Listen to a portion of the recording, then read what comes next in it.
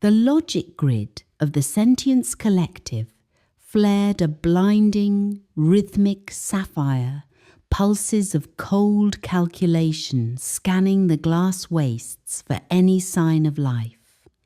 Kalen Voss didn't breathe. He leaned his back against the jagged edge of a crystalline ridge, his hand gripping the hilt of a jury-rigged pulsimeter. Beside him, Lyra was a vision of shattered elegance, her royal silks shredded and her skin glowing with a faint bioluminescent gold that the drones were locked onto. The mechanical hum of the hunters drew closer, a sound like grinding teeth. Kalen looked at her, seeing the terror in her eyes, but he reached out and caught her hand. His palm was calloused and warm, a grounding force against the sterile chill of the machines. "Fear is just a targeting system for the desperate," he whispered. His voice a low vibration she felt more than heard. He stepped out from the ledge, the emitter humming as he prepared to turn the hunter into the hunted. 6 hours earlier, Vespera was nothing but a graveyard of ambition.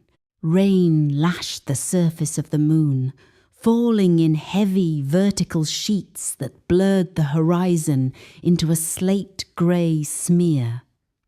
For Kalen, this was home, a sprawling wasteland of fallen relays and forgotten tech. He was a scavenger, a man who lived in the spaces between the gears of the universe.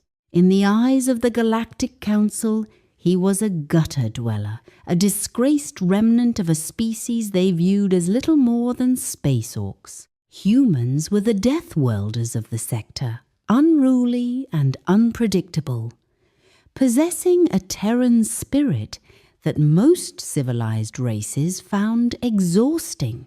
Kalen was elbow deep in the thoracic cavity of a rusted scout bot when the sky cracked open.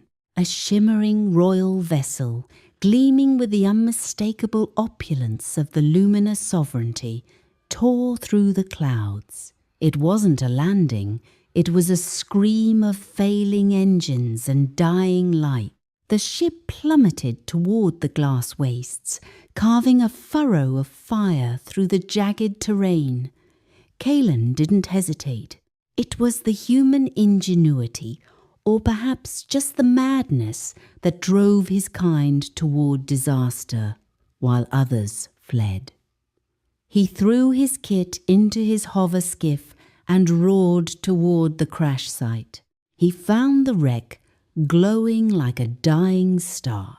The hull was breached, and the Sentience Collective was already there, their silver spheres descending from the upper atmosphere like a localized plague. They wanted the survivor. They wanted the princess. Kalen pulled Lyra from the wreckage just as the logic grids began their first sweep. She was the definition of an apex predator in her own right, a creature of high-born grace and genetic perfection. Yet in the face of the collective's cold binary wrath, she was frozen. He threw his heavy, oil-stained jacket over her glowing shoulders, the sudden proximity of his heat making her gasp. "We have to move, princess," he said, dragging her toward the labyrinth of the glass wastes. As they ran, the drones began to systematically dismantle the terrain behind them. The collective functioned on top-down perfection, a rigid hierarchy that didn't understand the messy improvisation of a sci-fi nightmare. They expected their prey to follow a linear path of escape. They didn't expect a human to lead them into a maze of reflective shards that scrambled their senses. This is a science fiction story where the ending hasn't been written yet, Kalen muttered, checking his emitter. The universe didn't expect a species that treats impossible as a suggestion. The drone lunged. a blur of silver violence, but Kalen was faster. He didn't dodge, he collided with the machine, driving his shoulder into its chassis with the brute force of a death welder. Metal shrieked against metal, sparks cascading over them like a sudden violent firework display. He jammed the jury-rigged pulsimeter directly into the drone's optical port and pulled the trigger. Chaos is the only language a machine can't translate. Kalen roared over the screech of tearing circuitry. The device didn't just fire, it screamed.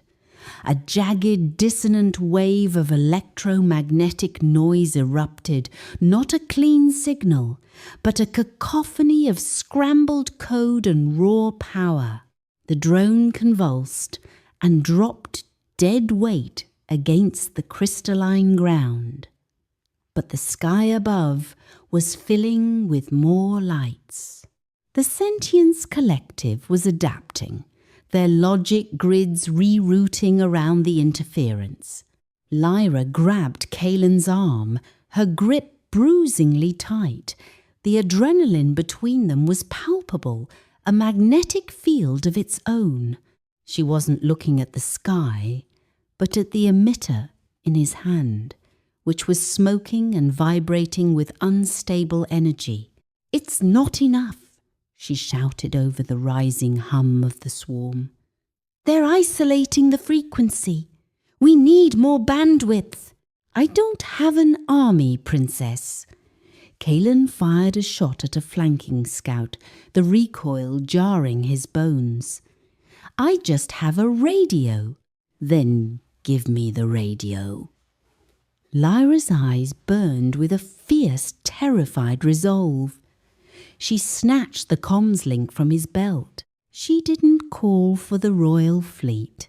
She opened the frequency to the open channel, the scrapyard band used by every exile, thief, and mechanic on Vespera. "This is Lyra of the Sovereignty," she broadcast, her voice cutting through the static, amplified by the pulse emitter. "The collective is here. If they take me, they burn this moon to glass.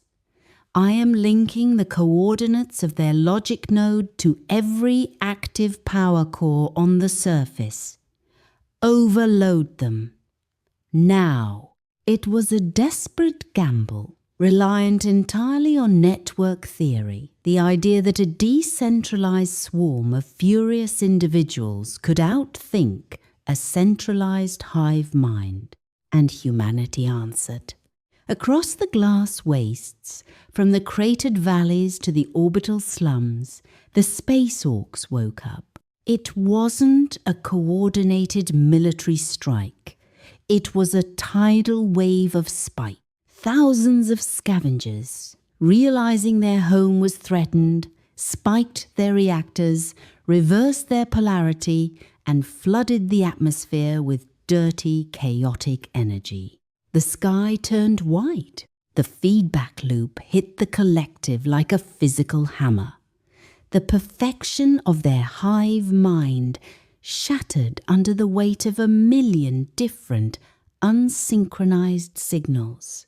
The drones froze, their anti-grav drives failing, and rained down from the sky, crashing into the glass dunes with the sound of thunder. Silence returned to the ridge, heavy and absolute, broken only by the heavy breathing of two people who had just outran the apocalypse. Kalen looked at Lyra. The bioluminescence on her skin was fading, replaced by a flush of adrenaline. He reached out, brushing a stray lock of hair from her face, his touch lingering on her cheek. The barrier of class and species had burned away in the fight, leaving only the raw, electric connection of survival. "I thought the Galactic Council said humans were obsolete," Lyra whispered, leaning into his hand, her eyes searching his. Kalen smirked, the expression tired but triumphant. He looked out at the smoking horizon where the fires of the fallen drones lit up the night. We aren't strong because we're perfect. We're strong because we're broken, he said softly. And broken things have sharp edges.